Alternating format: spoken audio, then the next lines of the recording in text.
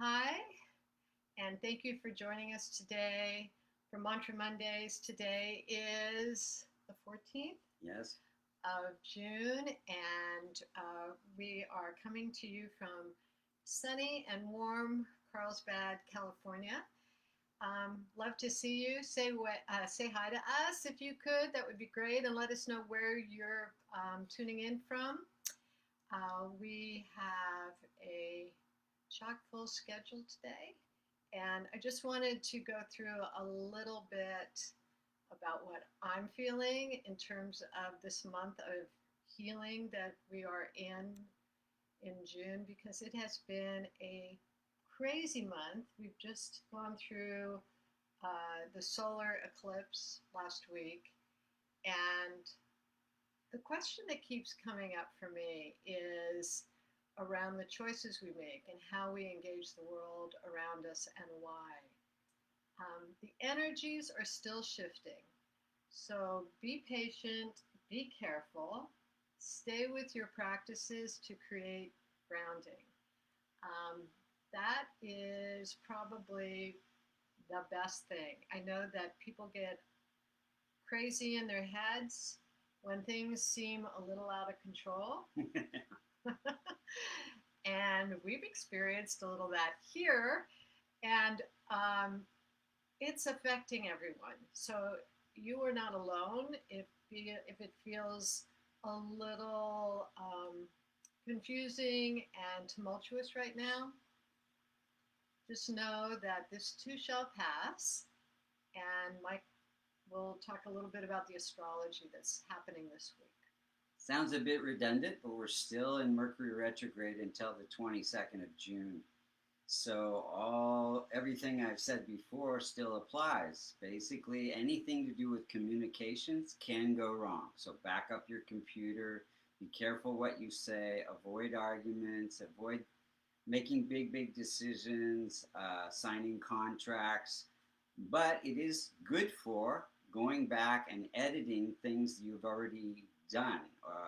Like uh, going back and making sure that you pay your bills, going back and editing documents that need some, if you're writing a book or something like that, uh, going back and returning phone calls that you haven't been able to get to or correspondence that you haven't been able to get to.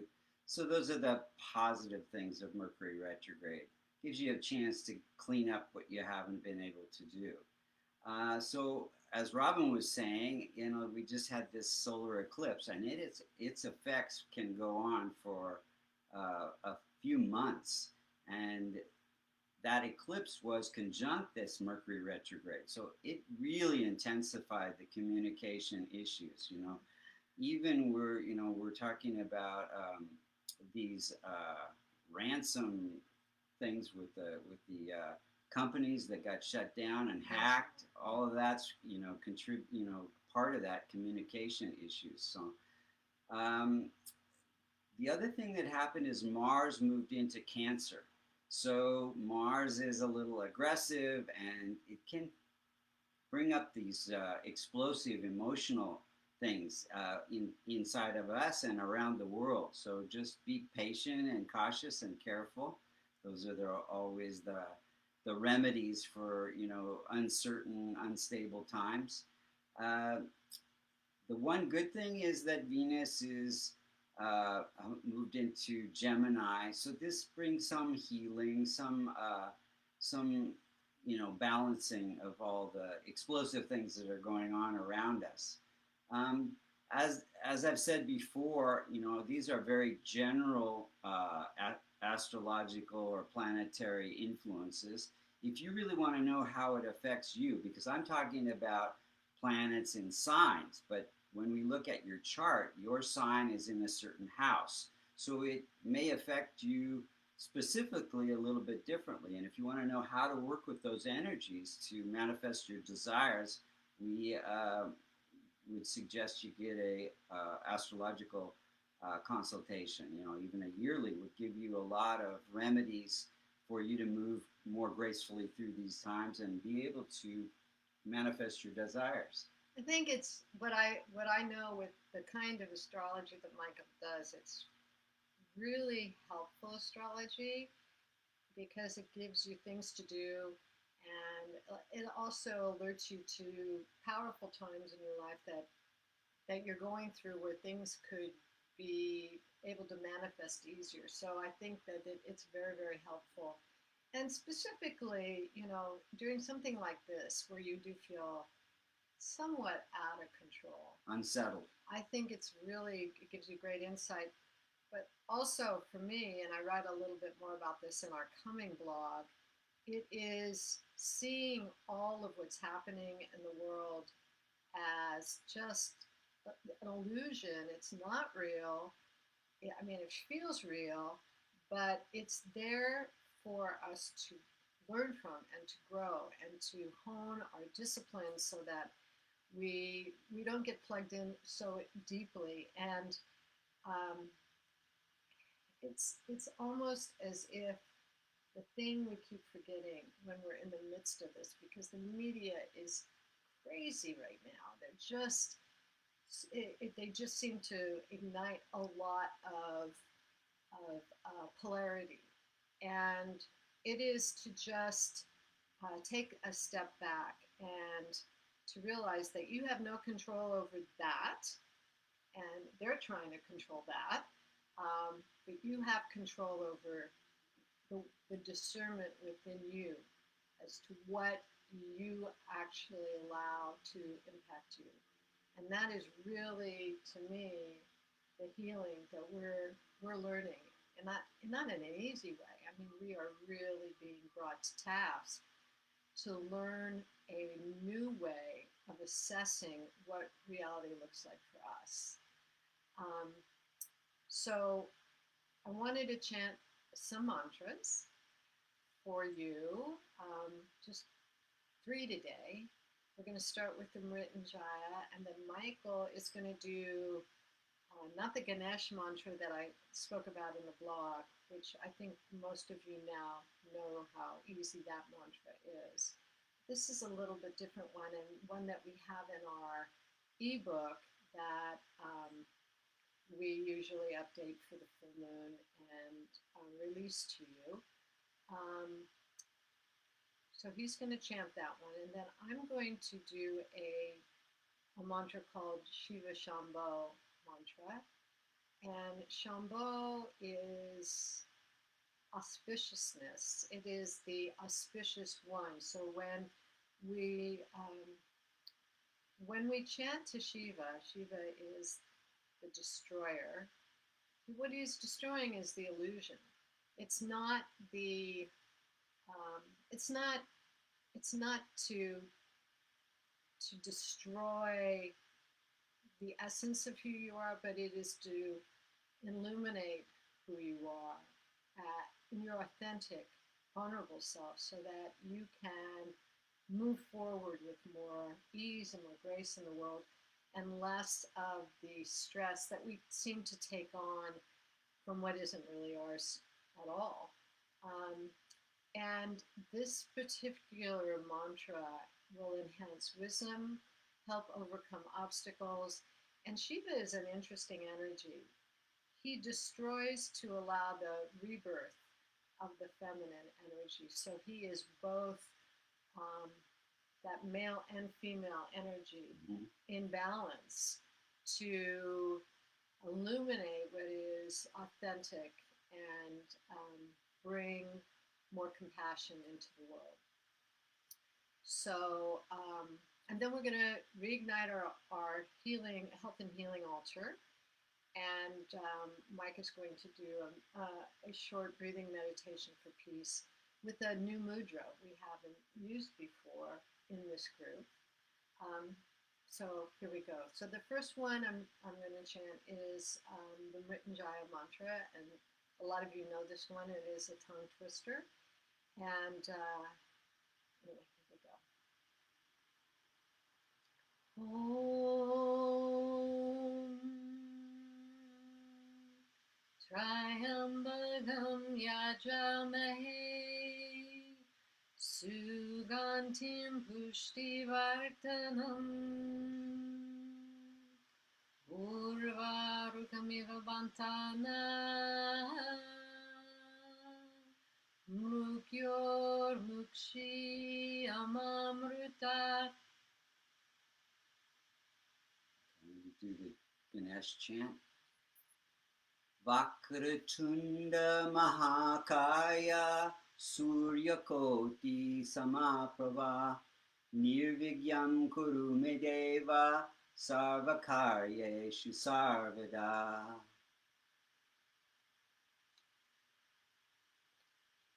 The last one I'm going to do is more in a bhajan format. And it is, so I'll be singing it through a couple of times so you can get the melody. And I actually really love this one. I think that if you have ever been to a larger satsang and chanted this in a group, one person will sing the first phrase and then it will be repeated by the group. I'm going to sing that everything through twice so that you can actually sing along with me once you get the sense of the mantra, the melody, if you would like. Jaya Jaya Shiva Shambho, Jaya Jaya Shiva Shambho, Jaya Jaya Shiva Shambho, Jaya Jaya Shiva Shambho, Mahadeva Shambho, Mahadeva Shambho, Hara Hara Mahadeva Shambho, Mahadeva Shambho, Jaya Jaya Shiva Shambho, Jaya Jaya Shiva Shambho, Jaya Jaya Shiva Shambho, Jaya Jaya Shiva Shambho, Mahadeva Shambho, Mahadeva Shambho, Hara Hara Mahadeva Shambho, Mahadeva Shambho, Jaya Jaya Shiva Shambho, Jaya Jaya Shiva Shambho.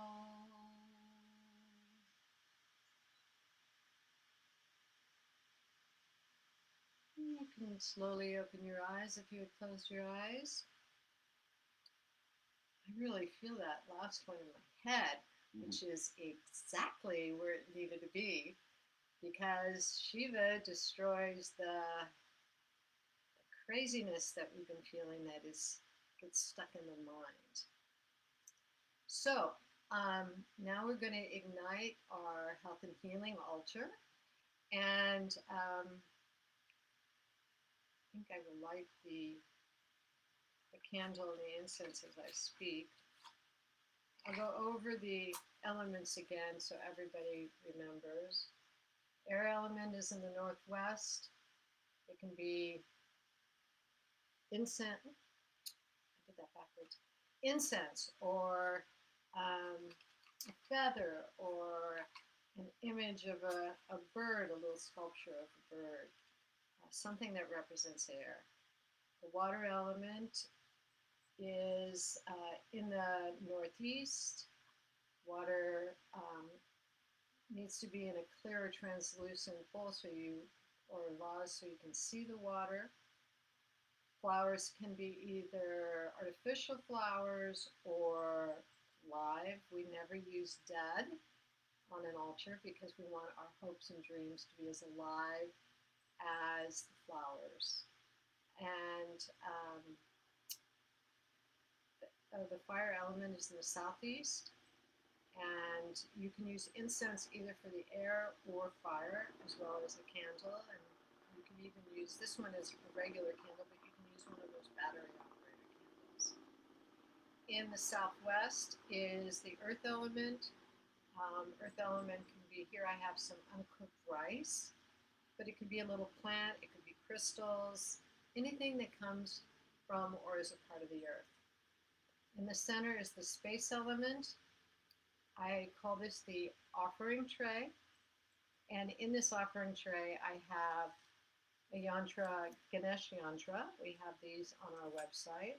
I also have a little crystal rose quartz heart, a keystone, which we also have on our site. This is a very powerful protective device, and we're going to use this as part of our igniting of the altar. I also have a mala bead necklace made out of sandalwood. We sell this as well on our site,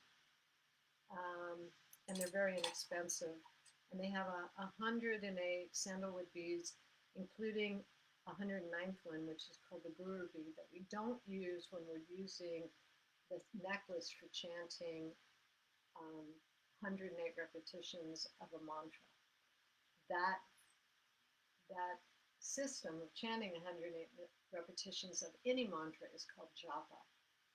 And we use the necklace so that we don't have to think the numbers. We just keep moving through the necklace until we come to the end and we know that we've done 108 repetitions. And finally, I have a Om symbol. We have one of these on our front door. I also like to have it on an altar, and that's for peace. And this is really a time for us to focus on peace because there's so much disruption.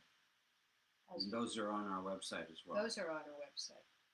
I also have a couple of Ganeshas because we need all the protection we can get, and the Dancing Shiva, who really is about destroying the illusion. And my personal symbol, along with these three in front, is the healing Buddha, medicine Buddha. Mm-hmm.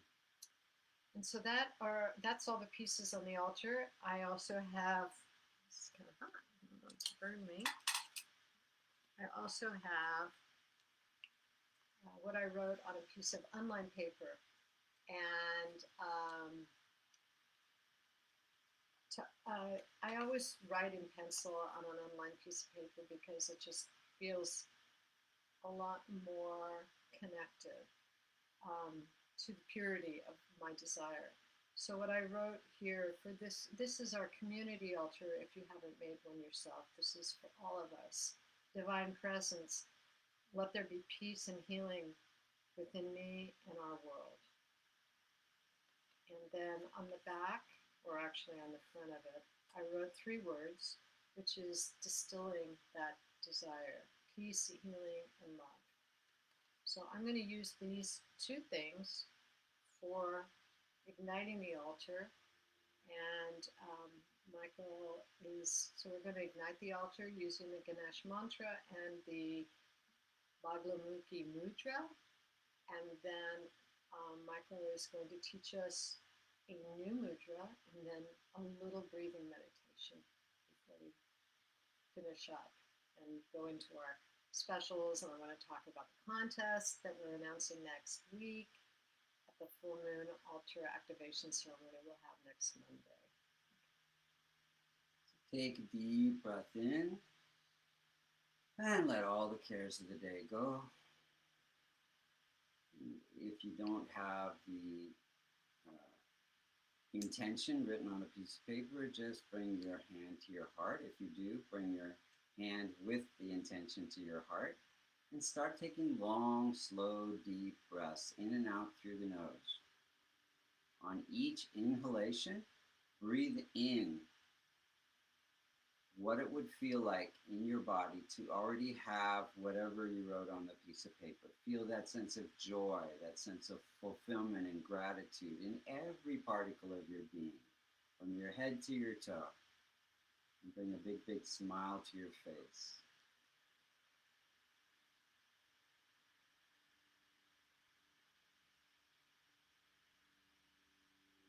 Now you can place your intention in the center of the altar, or just do it in your mind if you don't have your altar in front of you. And we're going to use the Gomukhi Mudra, the mudra of intention. Bring your attention to your intention. Fold the two middle fingers in with your thumb, and the baby finger and the pinky finger are sticking out. And we're going to point 9 times at your intention and chant the mantra, the Ganesh mantra. Om Ganganapatiye Namaha. Om Ganganapatiye Namaha. Om Ganganapatiye Namaha. Om Ganganapatiye Namaha. Om Ganganapatiye Namaha. Om Ganganapatiye Namaha. Om Ganganapatiye Namaha. Om Ganganapatiye Namaha. Om Ganganapatiye Namaha. You can relax the hands, close the eyes, take a deep breath in, and let all the cares of the day go. And bring your, we're going to do this mudra. It's called Maha Merudanda Mudra, the thumbs up, just like you're hitchhiking or you're giving a big thumbs up to somebody. So your fingers are tucked into your palm and your thumb is sticking up. This moves the energy up and down the spine. So once again, close your eyes and take a deep breath in. And as you breathe out, just let go all the cares of the day. Breathe love deep into your heart. And breathe out any fear, doubt, or grief. Now breathe joy into your heart. And breathe out gratitude for all that you have. And breathe compassion into your heart. And breathe out peace that covers the entire surface of this earth. May this world beat in joy and peace. May there be healing for all those who suffer.